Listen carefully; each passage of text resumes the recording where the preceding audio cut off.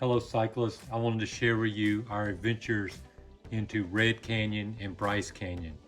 These trails are just two of the most spectacular bike trails you can ever come to. The Red Canyon Trail starts off from the Thunder Mountain Trailhead, and instantly the views are incredible as you climb up through the canyon. Right around the visitor center of Red Canyon there could be a little bit of traffic. There was actually a marathon going on the day we were there.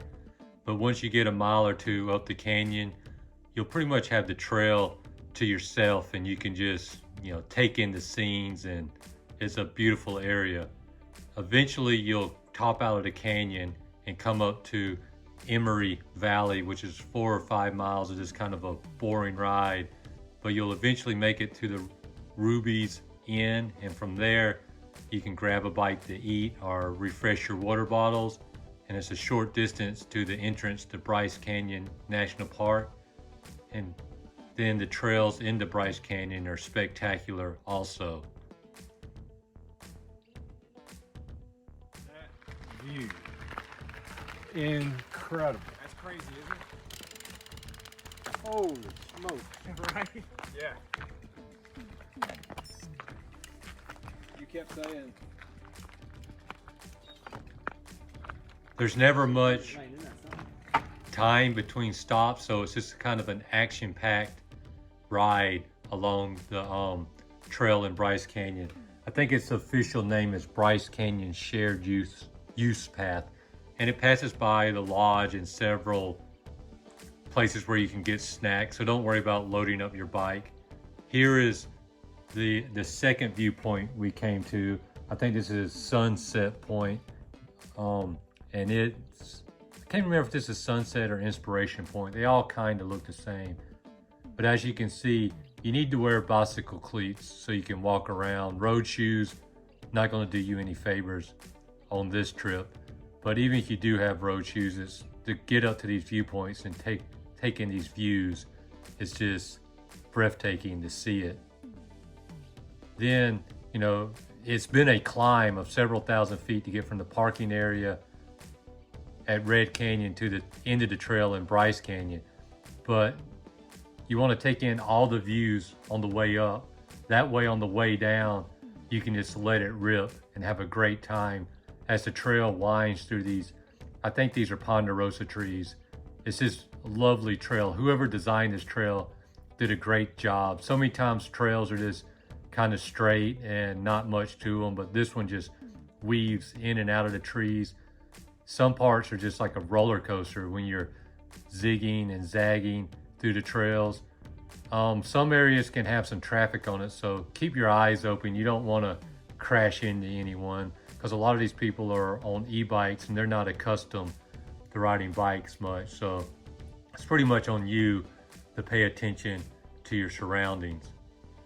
Since we didn't want to take the boring trail back through Emory Valley, we decided to take a dirt road detour, and we went up through Dave's Hollow, which led over to Coyote Hollow, and it's another beautiful trail. That trail itself was like a roller coaster. It's actually a UTV trail, but it had so many berms in it, you could let it just rip, and you get to see some cool wildlife like prairie dogs. We saw a lot of grouse. So it's not only is it the scenery, there's wildlife.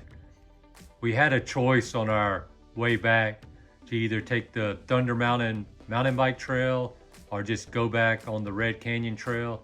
Since 3 of us were on gravel bikes, we figured it would probably be better just to stick to the Red Mountain Trail, and because we didn't want to get flat tires, and it was also late in the day, and it's about an hour back to our base camp at Kanab at Zion Adventure Home, which is a great place to stay.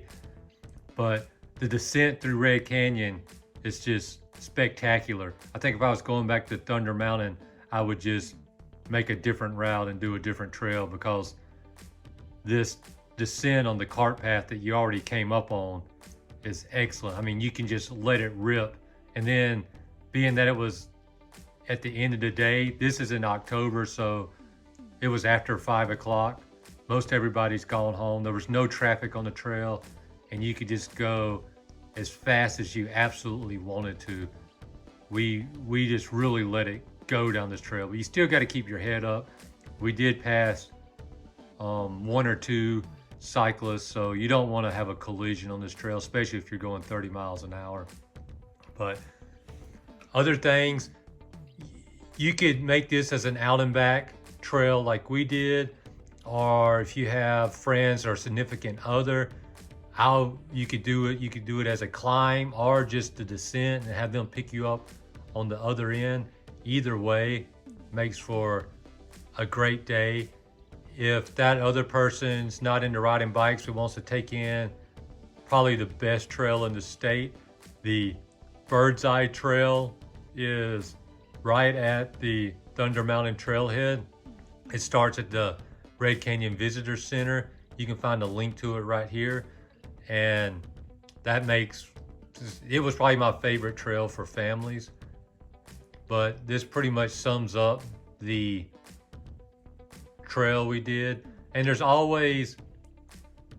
you're never far from a snack or a water refill or, amenities. It's not like the trail we did the day before on the Marquinot Plateau where we passed one place that you could get water, or the day before to the north rim of the Grand Canyon where there was absolutely no services.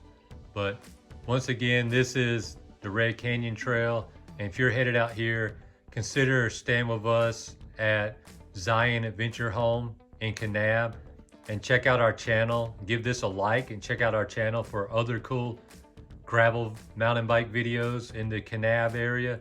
It really is a hidden gem in southern Utah that very few people know about.